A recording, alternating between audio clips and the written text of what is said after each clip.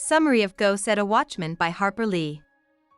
Jean Louise Finch, who is 26 years old and lives in New York City, takes a train to her hometown of Macomb, Alabama.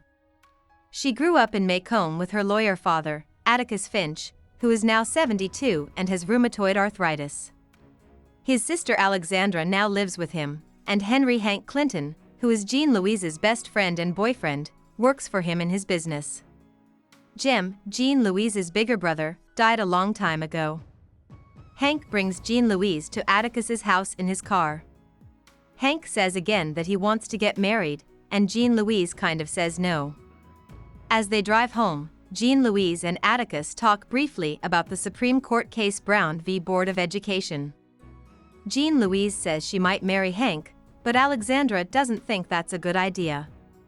Hank takes Jean Louise out on a date, and she tells him about a time when she, her brother Jem, and their friend Dill made up a fake religious gathering and baptism when they were kids.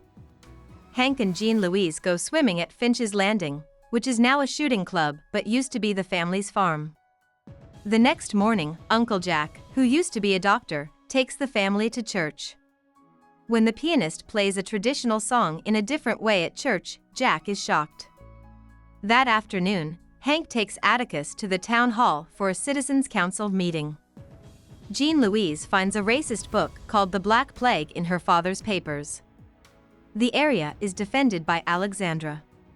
When Jean Louise goes to the building, she sees that most of the men in town, including Hank and her father, are there. Atticus introduces the meeting speaker, who uses racist slurs and scare tactics in his defense of division.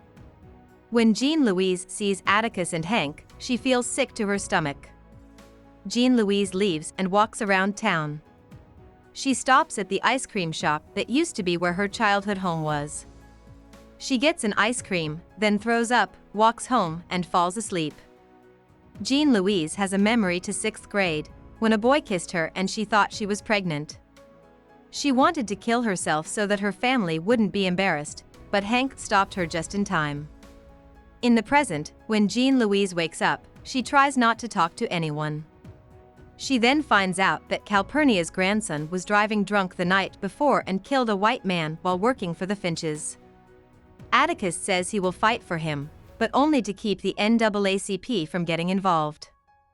Jean Louise goes to see Calpurnia, but she is cold and rude to her, which makes Jean Louise very upset. Jean Louise goes home, and Aunt Alexandra has a coffee for the young women of Macomb to come see her. Jean Louise doesn't fit in with any of them, and their racist talk makes her feel sick. She goes to Uncle Jack's house. She asks him about Atticus and Hank, and he talks about the Civil War in a way that is hazy and hard to follow. Jean Louise gives up and goes away. She goes back to the ice cream shop and thinks back to when Hank was her date to a high school dance. Jean Louise wore a pair of false bosoms, which fell off and Hank threw away. The next morning, when the principal saw them hanging over a monument to Macomb troops, he was very angry.